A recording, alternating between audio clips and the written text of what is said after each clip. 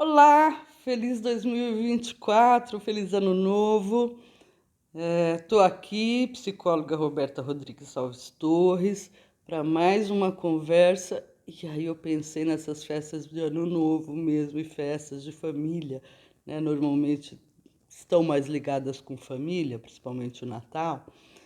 E aí, para algumas pessoas, eu imagino que sejam momentos gostosos de união, de reencontros, de afetividade, mas às vezes pode acontecer de ter algumas pessoas dentro dessa família que ficaram mais afastadas e que estão com a comunicação mais difícil, né, que trazem ressentimentos antigos e aí tem que se encontrar, ou pode ser que não que houve um distanciamento e não apareça, que virem outras sensações de mágoa dentro da. Enfim, ser humano é complicado, né? E aí eu pensei, vou falar um pouco então sobre comunicação. O que é comunicação? Eu quero passar uma mensagem, né, para alguém. Então eu vou comunicar. Quanto mais objetiva, clara, concisa eu for na minha forma de falar, a outra pessoa então estará captando essa minha forma clara. E é lógico que se eu estou passando uma mensagem que o outro vai ouvir, ele também vai ouvir com os ouvidos e a cabecinha dele, né? Que vai sugerir possíveis interpretações que podem ter a ver com o que eu quero dizer e pode não ter nada a ver com o que eu estou dizendo. E aí começam alguns problemas nessa comunicação. Muitos problemas às vezes, né? Vocês já brincaram de telefone sem fio? Quando a gente era criança, brincava, né? Que é um contar uma história no ouvido da outra pessoa, não pode ser uma palavra só, né? Tem que ser alguma coisa um pouco mais extensa, e isso vai fazendo um círculo, né? E aí a história que você começou a contar, né? Quando você vai escutar a história no final, que ela vai um no ouvido do outro contando, quando o último conta, essa história normalmente está diferente. Essa é comunicação que muitas vezes acontece dentro das famílias, do trabalho, da vida, né? Como essa comunicação vai sendo distorcida, porque as pessoas vão colocando as suas interpretações quando elas escutam uma palavra.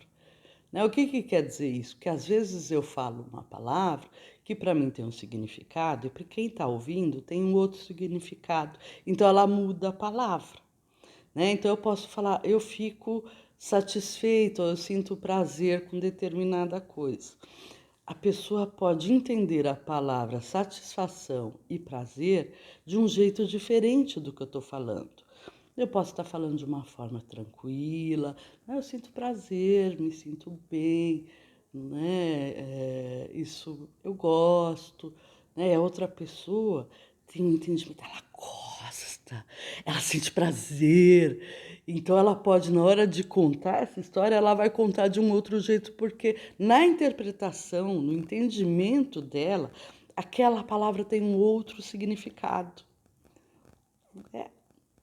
Ser humano é muito complexo, por isso que a gente precisa tomar muito cuidado quando a gente vai conversar. E para isso, eu estou trazendo um livro que, que é bastante difundido, que chama Comunicação Não Violenta, do Marshall Rosenberg. Ele, inclusive, é um psicólogo que acabou escrevendo esse livro porque ele sofreu muito bullying. E por ter sofrido muito bullying na vida dele, ele mais tarde foi pesquisar formas de comunicação para ver o que poderia ser melhorado nisso. E ele levanta alguns tópicos. Né? No livro dele, ele desenvolve 4 pilares importantes para que uma comunicação possa ser bem sucedida. Então, para começar, a primeira coisa que ele coloca, observação. O que é uma observação? Eu vou começar a falar, ou eu vou escutar alguém, eu preciso observar o que essa pessoa está falando, como ela está falando, né? Não interromper com pré-julgamentos meus do que ela pode estar falando ou ela pode estar pensando. Eu simplesmente vou observar o que ela está dizendo, ela, a pessoa. Segundo lugar, eu tenho que prestar atenção no meu sentimento. Qual é o meu sentimento quando eu estou escutando isso que a pessoa está falando? Né? A pessoa está me contando uma história, eu estou ouvindo a história, né? Simplesmente ouvindo, sem interpretações, só assimilando o que outra pessoa está me dizendo. Aí eu vou sentir coisas. Estou gostando, não estou gostando, isso me deixa triste, isso me deixa feliz. Então eu vou me perceber diante da situação. Isso vai ser muito importante no processo de uma conversa. O terceiro ponto seria a necessidade. Qual é a necessidade da pessoa estar me contando isso? Né? O que será que ela está querendo me dizer ou está querendo que eu enxergue o quê? Então eu vou prestar atenção no que é, qual o significado da pessoa estar contando isso para mim. E, em quarto lugar, eu vou prestar atenção no pedido, o pedido que eu vou fazer. Qual é esse pedido? Eu quero dizer, responder alguma coisa, né? Então eu vou pedir, né, para que essa pessoa possa escutar o que eu estou falando, ou como eu me sinto, ou o que eu espero quando eu escuto isso. Então isso é abrir espaço para um diálogo, né? O que acontece muitas vezes? Outra pessoa começa a falar, outra já começa a gritar, vira um monólogo, né? Porque uma pessoa quer falar sozinha, né? Ela precisa dizer e não está se preocupando com o que tem que dizer, e nem se a pessoa está escutando. A outra pessoa que está escutando também está ficando nervosa e já começa a falar em cima, e aí se cria mais que uma disputa, né? Viram dois monólogos, não acontece um diálogo, né? E aí começam-se as brigas, que não dá nem para entender como é que começaram. E aí ele ainda levanta que existem algumas questões de comunicação alienante, né? O que é essa comunicação alienante? Seria a pessoa criar situações, né? Lógico que ela não faz isso porque ela quer ou acha legal, mas são formas de lidar, né, que ela, para se defender de algo que ela não está entendendo, ou que está ficando nervosa, ela cria um julgamento sobre o que está sendo dito, né? Ela dá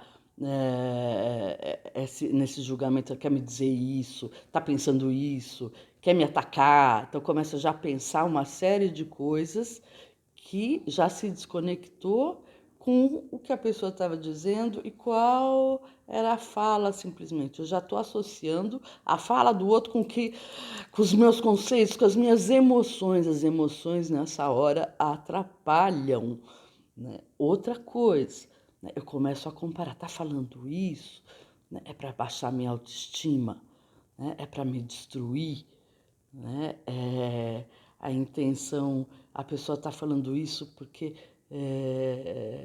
quer que eu me sinta mal, né? Ou toda vez que eu escuto isso, eu me sinto uma droga, eu já começo a me apropriar desse sentimento de me sentir mal. Aí entra uma outra questão conjuntamente, que é uma negação da responsabilidade. Então, o outro precisa ser o responsável, porque eu aqui não fiz nada demais, eu só estou reagindo a uma fala que o outro quis me magoar, né? E aí eu começo a fazer exigências, né? Eu quero que você faça isso, né? Você precisa me fazer isso, você nunca faz isso, né? Você nunca me escuta. Isso aí vira uma confusão nessa conversa, que não é mais uma conversa, né? São só, às vezes, gritos, às vezes silêncios, mas aqueles silêncios para fazer o outro se sentir mal e só aumentar a briga. Eu trabalho muito com casais também, né? Com casais, E aí eu vejo como essa comunicação acontece em momentos de crise, e às vezes até, dependendo da situação, eu recomendo a leitura desse livro para que a gente possa pensar um pouquinho sobre a comunicação que está acontecendo ali. Então, né, vamos prestar atenção em alguns pontos importantes, né?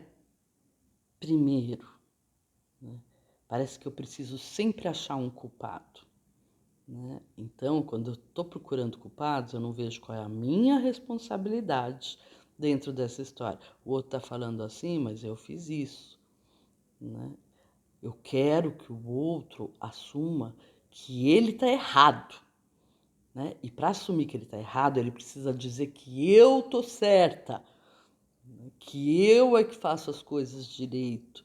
Então, eu preciso que o outro se rebaixe a mim, né? Que o outro dê uma força na minha superioridade, porque, né, se não for assim, ou é ele ou eu, né? Ele é outra pessoa, né? Ou é a outra pessoa ou sou eu, né, que vai estar errado e alguém vai ter que dar o braço a torcer. Virou a competição, né? Tudo isso vira problema.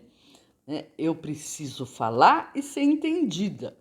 Né? E se eu preciso falar e ele não está me escutando, eu vou falar mais alto. E o outro vai fazer a mesma coisa, vai falar mais alto também, porque ele também vai precisar ser escutado. Gente, vocês já imaginaram? Vamos pensar que nós temos vivências e temos conceitos aprendidos.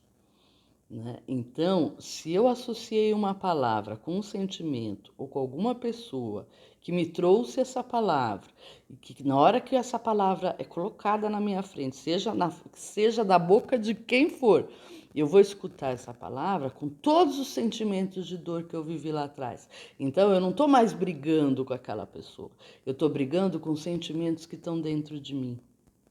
Outra coisa que acontece, eu tenho conceitos idealizados de como as coisas têm que acontecer. Não acontece daquele jeito, aí eu viro num sofrimento, né, que parece que então tem alguma coisa errada e que então, porque eu não consigo seguir o padrão e aí eu sou um fracasso. E para não ser o fracasso, a coisa vai ter que andar daquele jeito, eu crio modelos idealizados, rótulos de como tem que acontecer. A vida é uma selva. E aí eu gostaria de trazer uma música junto com um filminho. Eu que adoro filmes, né? Adoro juntar coisas, pensar. Eu sou assim, essa é a minha natureza de comunicação. Eu gosto de olhar algumas coisas e entender e ver o que tem por trás. Então, eu vou falar um pouco do Rei Leão. Né? Se a gente parar para prestar atenção na história do Rei Leão, ele vivia muito bem com a família dele, e aí tinha uma desavença entre o pai e o tio dele. E aí a intenção do tio era tirar o poder desse pai, e acabou criando uma situação em que ele culpou a morte do pai, jogando a culpa, né, o filho foi o responsável, e esse menino, esse leãozinho teve que fugir. Né? Foi lá, fugiu, era para ele morrer, na verdade. E aí ele foi para uma terra que salvaram ele, só que quem salvou foi ser um leão. E se a gente deixar ele ser um leão, ele vai comer a gente. Ensinar o leão, né, a comer larvas, a virar herbívoro, para poder viver com ele. E ele, a princípio, estava muito bem, muito feliz ali, né? Porque ele foi esquecendo, ele tinha uma culpa dentro dele que ele não podia viver. E aí ele acabou se ficando ali e estava tudo bem. Era só não lembrar de nada, mas o passado voltou na vida dele. E aí ele teve não, ele podia escolher não ir, né? Mas ele foi atrás de algumas resoluções do passado e teve que criar a briga dele, né? Porque ele tinha os fantasmas deles e as dores dele. E aí ele foi lá e fez toda a luta e teve que fazer enfrentamento com esse tio que tinha comunicado para ele palavras, sensações, sentimentos que ele incorporou como dele. E aí eu estou trazendo essa música do Rei Leão que chama O Ciclo da Vida. É uma música que fala um pouco dessa selva, que é a vida, né? Que a gente poderia fugir e ficar, como o Simba fez, né? Mas não quer dizer que os nossos fantasmas vão nos deixar de lado. Então a gente pode viver escondido ou aprender essa comunicação que pode trazer para a gente uma vida com melhor satisfação, melhores satisfações. Essa música, ela falando do ciclo da vida, ela fala que desde o dia que nós chegamos no planeta, a gente está aprendendo a olhar o sol e que se a gente não prestar atenção, um dia a gente pode ser comida de alguém ou nós vamos ter que comer. Então é uma luta mesmo pela sobrevivência. E ele fala nessa música que às vezes algumas pessoas conseguem ver estrelas, né, fazendo essa luta porque elas entendem que vale a pena. Algumas não sobrevivem, né? Algumas vão viver o problema e vão ficar com cicatrizes, né? Mas é um aprendizado que tem muito para a gente olhar e aprender, muito para fazer, né? Tem muito mais para fazer do que se imagina. Então, é uma questão da gente poder ter esse salto da fé, né? Não a fé religiosa, mas a fé de se lançar na vida, né? De encontrar uma estrada de esperança, de que vale a pena, né? Eu acho essa música muito linda, ela reflete essa luta que não é fácil, né? Mas que quando a gente consegue ir atrás dessa comunicação com a gente mesmo, né? Se escuta do que nos faz bem, do que não nos faz bem, a gente poder dizer sem esperar que o outro entenda, sem que a gente diga, porque o outro não está na nossa cabeça, não tem como ele saber como a gente se sente, né? Então, vamos dar espaço para que essas comunicações na nossa vida possam melhorar e aí a gente possa também melhorar a nossa qualidade de vida. Se você gostou, deixa seu like, indique para amigos e nos falamos a semana que vem. Ótima semana!